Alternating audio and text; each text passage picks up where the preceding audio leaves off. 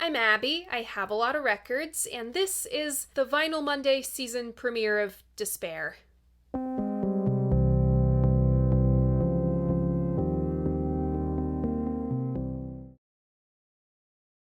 Welcome, everyone, to Vinyl Monday Season 5! For several years now, this show has been, and will continue to be, the who, what, when, where, why, and how do I feel about classic albums in my collection. If TV show length episodes aren't your thing, don't worry. I also do Vinyl Monday in 60 seconds, here on my channel, over on my Instagram, as well as TikTok. In the words of author Marvin Lynn, watch out for fans of this band, they've got flamethrowers. For our first album of Vinyl Monday Season 5, we are celebrating the 25th anniversary of Radiohead, Kid A.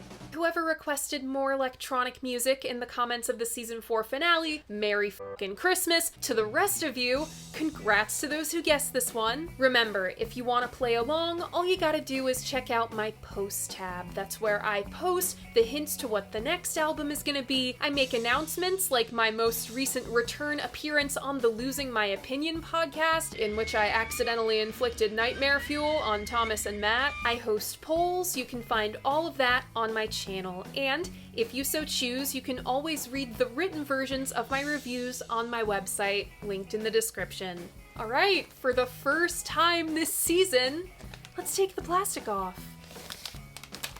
So my copy is a repress from 2016. This is the standard issue of Kid A, not the anniversary repackaging. More on that later. Let's talk about the cover art. The Kid A cover art was a collab between friend of the band Stanley Donwood and Tom York.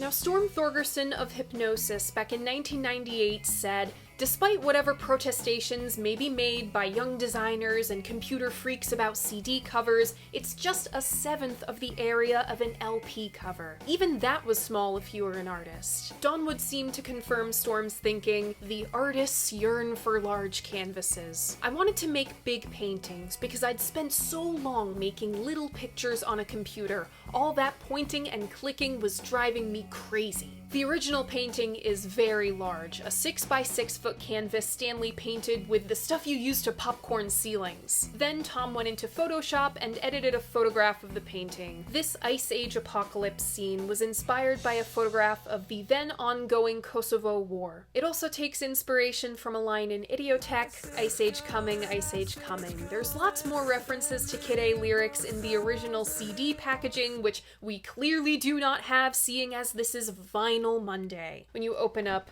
the gatefold and take out the inner sleeve inserts, B-roll Abby will be doing all of that for you. You see a little more of this digital manipulation at hand. So I have a bit of a unique challenge with the personnel section of this record because Radiohead were famously terrible at writing down who did what on their albums. So this is what I can deduce from live performances of Kid A material. We have Tom York on vocals, guitar, and we know he plays bass on the national anthem. Ed Green on guitar, keys, and synthesizers, Johnny Greenwood on guitar, on DeMartino and providing string arrangements, Colin Greenwood on bass, and Philip Selway on drums and synthesizers. Our special guests include the Orchestra of St. John's, who provide strings for How to Disappear Completely, and Henry Binns contributing, quote, rhythm sampling on the national anthem, whatever that means. Kid A was produced by Nigel Godrich with Radiohead for the first time this season. Roll transition.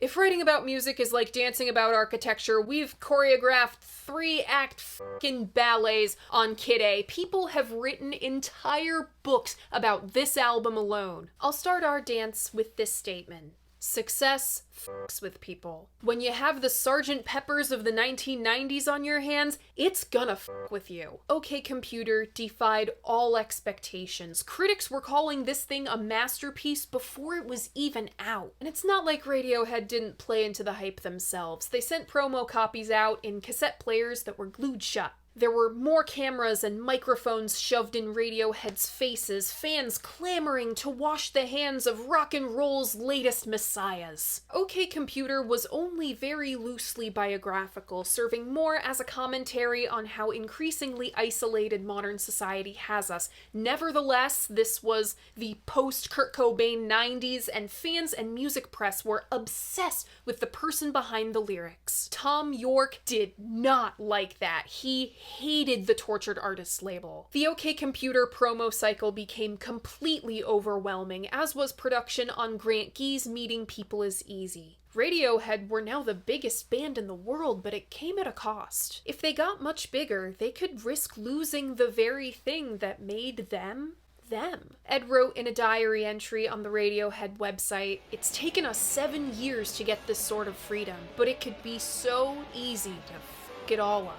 On top of this industry pressure, the guys' inner worlds are changing a lot as well. They're growing up. Colin used this 6-month break to get married. In February of 1999, Radiohead called up Nigel Godrich saying it's time for the next album. There was one problem, though.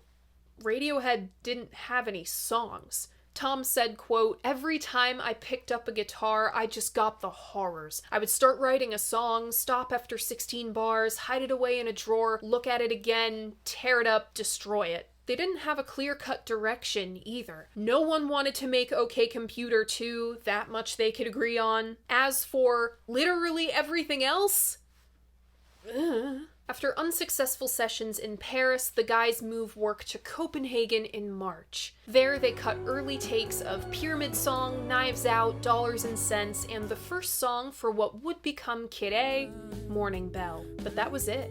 Johnny said, "We did quite a lot of stuff and then spent a year hating it. It was so typical of us." They moved the operation back to England in April, where a complete communication breakdown took place. In the words of biographer Mac Randall, quote, "Everyone in Radiohead is sufficiently creatively minded that there might be 8 suggestions as to what a single song should sound like." He's not kidding. Some songs on Kid A had as many as 9 different versions going. Quote, "They're also very scared of themselves." Ed let slip on his diary that August, "We've been working on this since January, and nothing substantial has come of it, except maybe a few harsh lessons in how not to do things." This wasn't the first time Radiohead nearly broke up over creative gridlock, and it would not be the last. Why they keep making this same mistake over and over again, I do not know, but these guys had been in a band together for 15 years and knew each other for almost 20. With long-running interpersonal relationships like that, especially amongst a group of men, there's so much outsiders could never understand. We do know there was the issue of a new creative direction.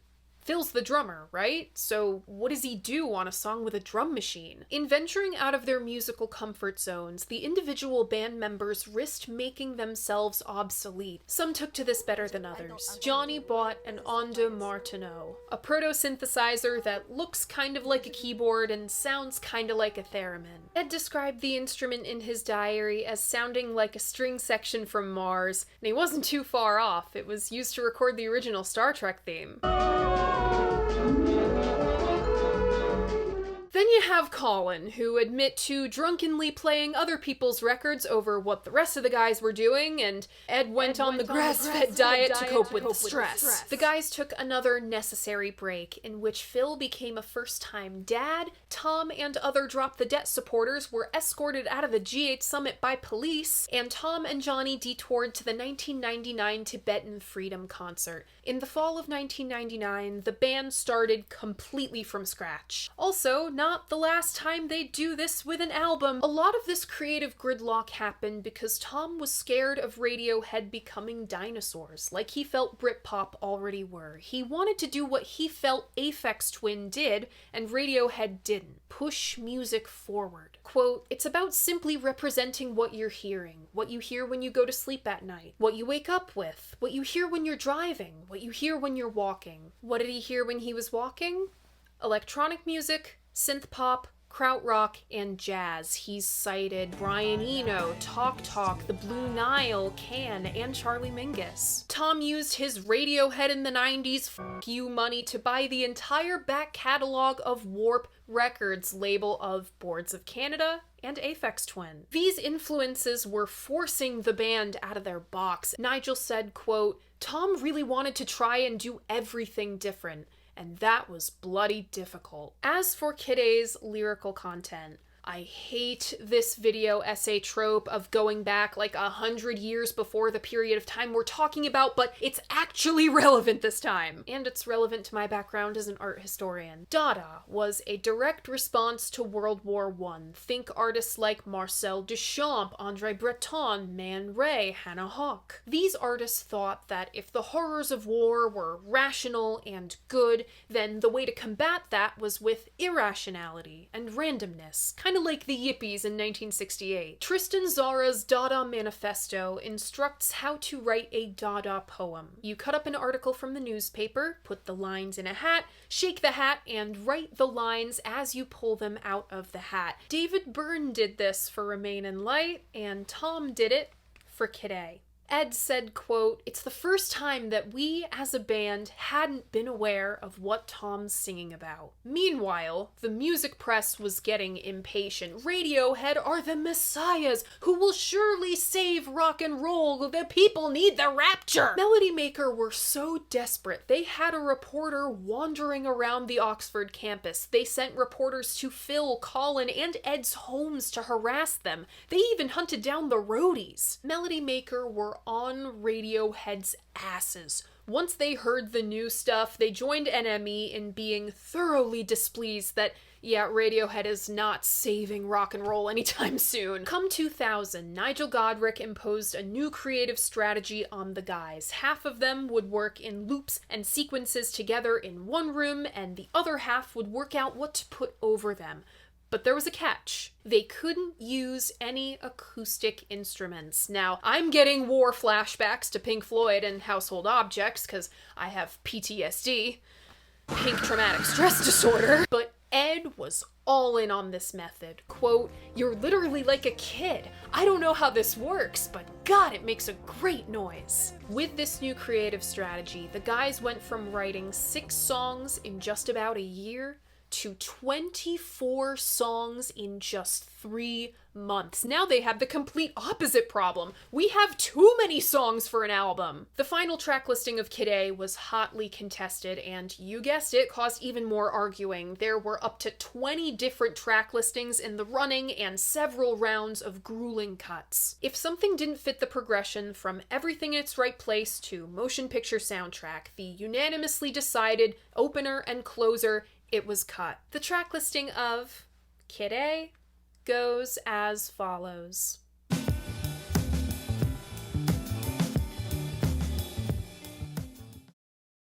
Opening up disc 1, we have Everything in Its Right Place, and closing side 1, or side alpha, we have the title track, Kid A. Opening up side 2, or side beta, we have the national anthem, followed by How to Disappear Completely, and disc 1 closes with Tree Fingers. Opening up disc 2, we have Optimistic, and closing side 3, or side gamma, is In Limbo. Opening up side 4, or side delta, is Idiotech, followed by Morning Bell, and the album closes with Motion Picture Soundtrack. By the time Kid A came out, OK Computer had ensured it would be a tough act to follow. It had already sold 4.7 million copies. Kid A had no promo single or honest-to-goodness promo campaign to speak of. It wouldn't be right for this album. Instead, they did something in the middle. Aggressively passive, as the New York Times called it,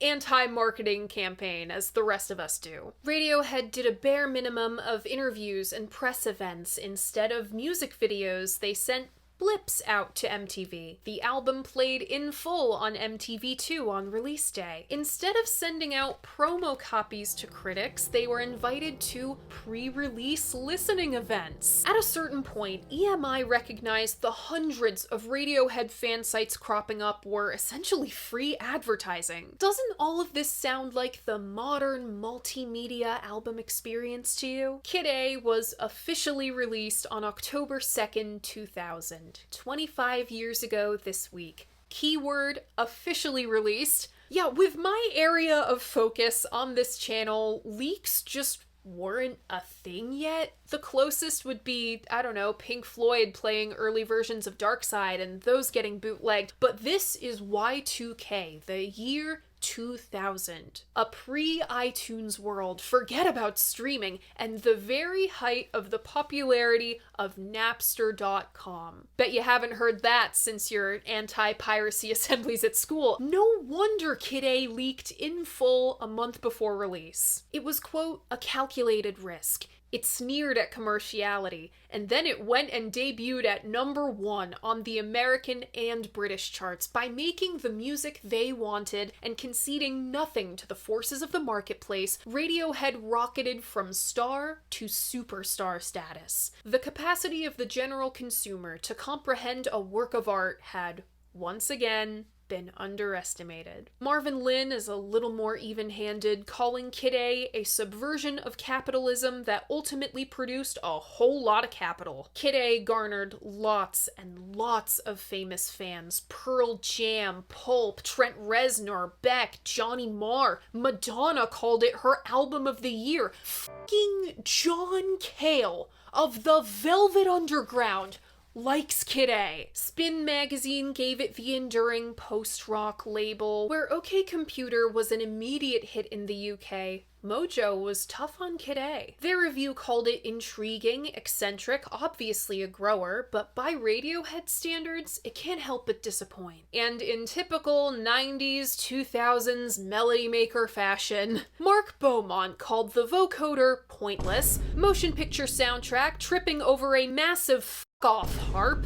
and the album overall as the sound of Tom ramming his head firmly up his own arse. On October 14th, 2000, Radiohead delivered a riveting performance of the national anthem and Idiotech on season 26, episode 2 of SNL. During curtain call, Tom held up a banner protesting Green Party candidate Ralph Nader's exclusion from the 2000 presidential election debates. Now, Kid A was technically released in my lifetime, but I couldn't tell you much about the world it was born into. This was me in October of 2000. And people sincerely, honestly wonder how I turned out the way I did. Everyone else got cute first Halloween costumes. Oh, I was a pumpkin, I was a cat, I was a pea, and like my mom was the pot. And then you have me, raised to be the court jester since day one. They put me in a chicken suit.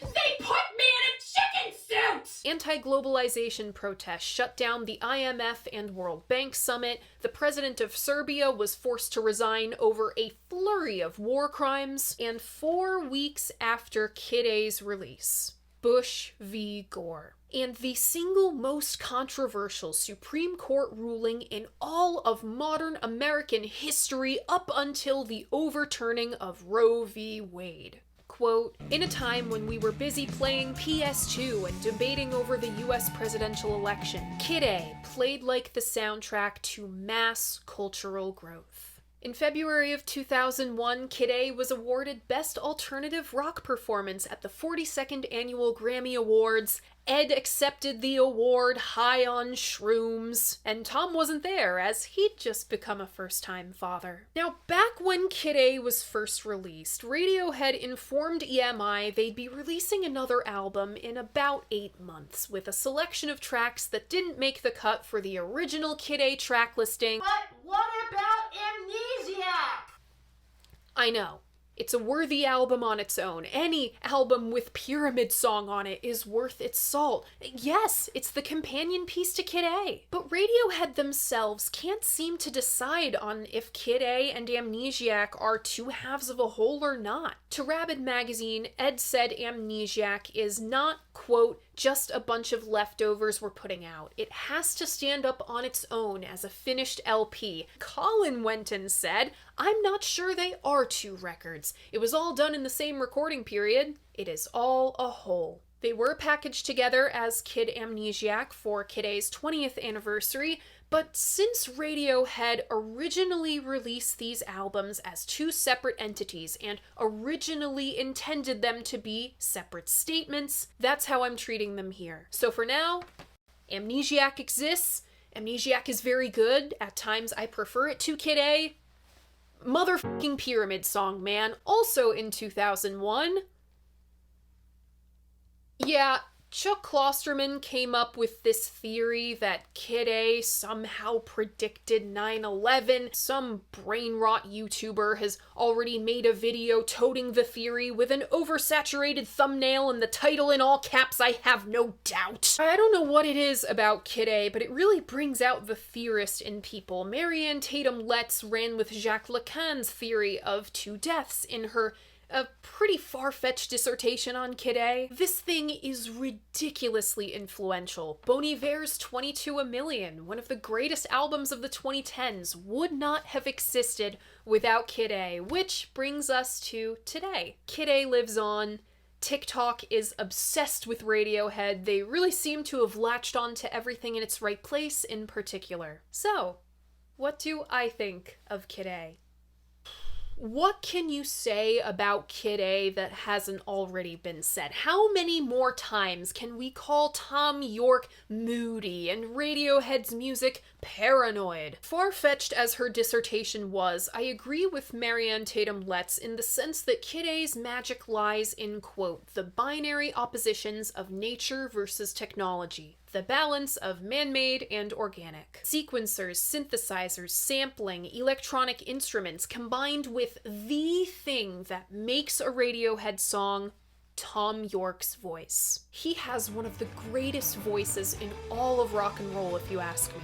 Amazing control over this detached yet emotive, almost androgynous instrument. If Thom Yorke so much as breathes on a track, I think it's genius. That voice is manipulated, not unlike the photos Radiohead sent to Q magazine. It was a deliberate choice. Tom said, quote, I'm fed up with seeing my face everywhere. It got to the point where it didn't feel like I owned it. We're not interested in being celebrities. I'd like to see them try to put these pictures on a poster. Author Brad Osborne said that manipulation put, quote, a barrier between his corporal voice and the uncomfortably dark themes in the lyrics. A coping mechanism. With Kid A, Tom divorced Radiohead lyrics from the literal. Stephen Hayden described it, quote, as opaque as Creep was obvious. After a summer dominated by Bob Dylan's basement tapes and ODing on experimental Floyd, I knew going into my 5th year of this series I would need a hard reset. What harder reset is there but Kid A? Kid A opens with an instantly recognizable note sequence played on a Fender Rhodes by, I think, Ed? The opening notes of Everything in Its Right Place dial us right into the soundscape.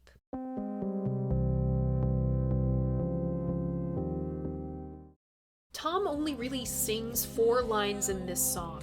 Yesterday I woke up sucking on a lemon, everything in its right place, there are 2 colors in my head, what was that you tried to say? It reminds me of Lou Reed's ultra-minimalist writing.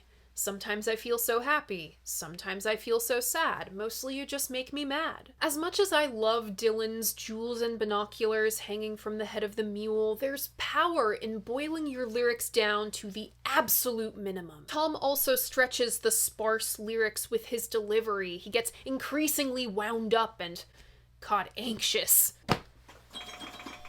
Couldn't get through a Radiohead review without calling something anxious. The music is built around samples of Tom's voice, chopped up and scrambled into a disturbing machinal babble. This wasn't their first time using samples, see Airbag. Eventually, it's revealed where that babble comes from.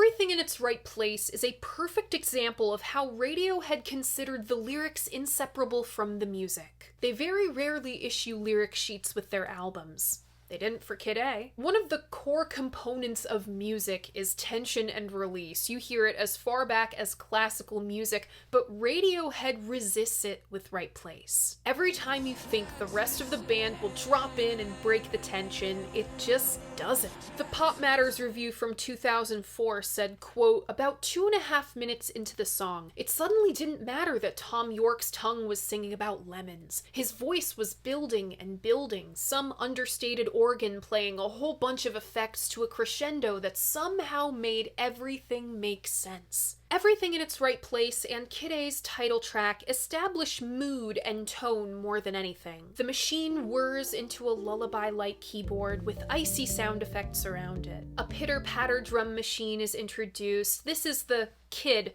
of Kid A, especially with the warped baby crying. Having grown up in the era of the computer room, where we only had one computer in the whole house and it had like a designated office space for it. God, I'm aging myself by talking about this. I am chopped and also unk. My God, I really am unk on all levels except physical. I am the bearded uncle who hasn't cut his hair since 1985, and every time you see him, he goes on rants about krautrock and prog. Growing up this way, especially growing up really rural as I did, I feel terribly sad going out and seeing toddlers full-on addicted to iPads. It's scary to me. These false comforting sounds make me feel that sadness, that detachment from reality. This track is occasionally moved by thumping bass and white noise. It introduces you to the textures Kid A is capable of. Digital recording and electronic music are anything but one-dimensional. Mac Randall describes the national anthem as what Can might have done if they'd somehow hooked up with Ascension-era John Coltrane. Given that descriptor, it's no wonder this is the first cut on Kid A that really clicks with me. There's a heavy fuzz bass, there's a drum kit, there are guitars, and it ends with free jazz. That's a no-brainer. This is all language I understand. I speak it like every week on this show. The national anthem is tenuous and compelling the whole way through. The textural, scratchy guitar breaks like shards of glass. You get the sense that there's something about to break either on the macro or micro level. Everyone around here, everyone is so near, it's holding on, but it doesn't sound like there's much of anything to hold on to. Tom's voice is manipulated to where it sounds like shining chrome. It's halfway between the distinctly metallic and a busted intercom. These gorgeous sci-fi whirs, almost sounding like a theremin, no doubt the Martineau, they were Radiohead's signature sound by the time In Rainbows rolls around. And those macho horn blasts interrupted by the avant jazz are just perfection. And there's that song, that new song that I was writing. Right, I'm not this here. isn't happening. Yeah, this isn't happening. How to Disappear Completely is an early example of Johnny Greenwood's genius and the first emotional climax of Kid A. How to Disappear is devastating. It's just utter lack. That's not me. I walk through walls, I float down the Liffey. The narrator is just going through the motions, haunting his own life. The narrator is suffering dissociation. The repeated, "I'm not here, this isn't happening," is like an anti-centering exercise. String swells, shimmering guitars, and beautiful winding and unwinding sounds up the ante. Strobe lights and blown speakers, fireworks and hurricanes. This is the utter devastation of achieving everything you've ever wanted in life and still not being happy. Tom's strained moans of "I'm not here, this isn't happening" are one of his greatest vocal performances. It resolves with his euphoric falsetto. Even the music is distraught. Osborne's text identifies the absent tonic. The relative minor is absolutely there, but the relative major might as well be a face on a milk carton. By the time the music does find the tonic, the strings are panicking like a lost child. Don't count out Tree Fingers. It's a cornerstone of Letz's concept album theory. I don't subscribe to that. I think of it more as Brad Osborne does. Quote, "It evolves gently and glacially, much like the icebergs and mountains experience visually on the Kid A cover art. Functionally, it serves as an abstract, monothematic conduit between How to Disappear and Optimistic. Basically a very fancy way of saying Radiohead knew how to do a damn good interlude. See Fit or Happier. Tree Fingers does just what an interlude should do. A, it serves the tone, and B, it serves as connective tissue between two major tracks on the album. With the driving guitar, bass, and drums, Optimistic should feel like Rescue. It's the most OK Computer sounding thing on Kid A, but after so much of the digital, it's jarring. We do have lyrics we can dig a little more into. Flies are buzzing around my head, vultures circling the dead, picking up every last crumb. What got us here? Carelessness and greed. The big fish eat the little ones. Not my problem. Give me some. This is a man-made apocalypse orchestrated by greed, a scorched earth populated by dinosaurs roaming the earth. There are dinosaurs in office right now, running the planet into the ground without a care because they won't live to see the consequences. Tom even references Orwell's Animal Farm in the verses. For a guy sick of melody, Optimistic has a pretty great one. The chorus is steeped in irony. Tom sneers, "You can try the best you can. The best you can is good enough." It's a rat race. The recording is so textural. The Martineau plays a sci-fi counter melody over guitars and that scratch like bugs and maggots. When the whole band bursts into action, that is when it feels like a relief. Radiohead and Philosophy links the last 4 tracks on Kid A to Baudrillard's concept of hyperreality. Disney World's Main Street USA, that's an example of hyperreality. It's a curated representation of American life Disney represents over what real American life looks like. Baudrillard said that real life would get so blurred with manufactured hyperreality that we'd effectively get lost in the sauce. We'd be questioning whether reality even existed in the first place. Kinda like Matrix and the pills and whatever. I bring this up because I'm really interested in the concept of hyperreality, and I think it lends itself naturally to Kid A. The music inflames the question of authentic means of music making versus artificial, and it's relevant to the world we're analyzing Kid A in today, where AI dating chatbots exist. Try sitting Baudrillard in front of one of those. Hyperreality is now available at the click of a button. Real life is practically Kid A's companion piece. A wholly unexpected full band jam segues us into In Limbo. The guitar arpeggio rocks the song back and forth on itself in perpetuity. The band seems to pull itself apart as the song goes on. Key and tempo slowly diverge as group vocals repeat, "You're living in a fantasy." I love how restless In Limbo is. The point of view constantly switches. "I've lost my way. You're living in a fantasy." On Idiotech, Johnny interpolates Paul Lansky and Arthur Krieger.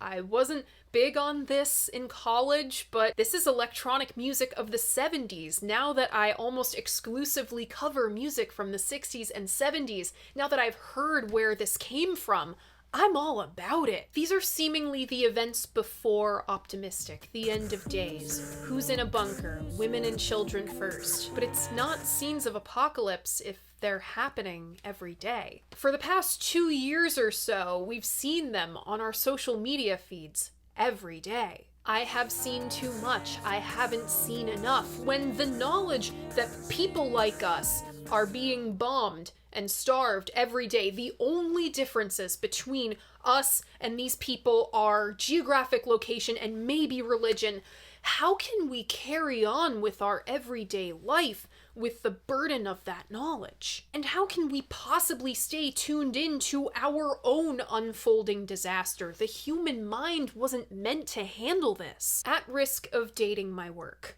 In a post-Brat Summer America in which mediocre at best late-night television hosts have their whole shows canceled for saying something that is objectively true and not controversial at all, and then the guy who's supposed to be the figurehead of the country, who has the power to stop the aforementioned atrocities overseas but just kinda doesn't, he throws a tantrum on social media when a legacy network won't bend the knee to him for once. Of course I can dance to a beat and scream sing, "This is really happening." It's the foil to How to Disappear. I'm not here, this isn't happening. Our eyes are forced open. Idiotech might be the most relevant cut on Kid A right now. Morning Bell decompresses the panic with soft keyboard but frenetic drumming, turns the panic inwards. The song is about a failing marriage and impending divorce. More specifically, Morning Bell is about the psychological distress of waking up one morning and no longer recognizing the person lying next to you. It's ironic and kind of sad that so many new husbands and new fathers were in this band recording this song. There's a splitting of belongings. You keep the furniture. Where'd you park the car? Clothes all over the furniture. It even addresses the classic stay together for the kids conundrum. Cut the Kids in Half is a reference to King Solomon. Cut the living child in two and give half to one woman and half to the other. The album closes with motion picture soundtrack and opens with organ lifted from a Neil Young deep cut. No, really.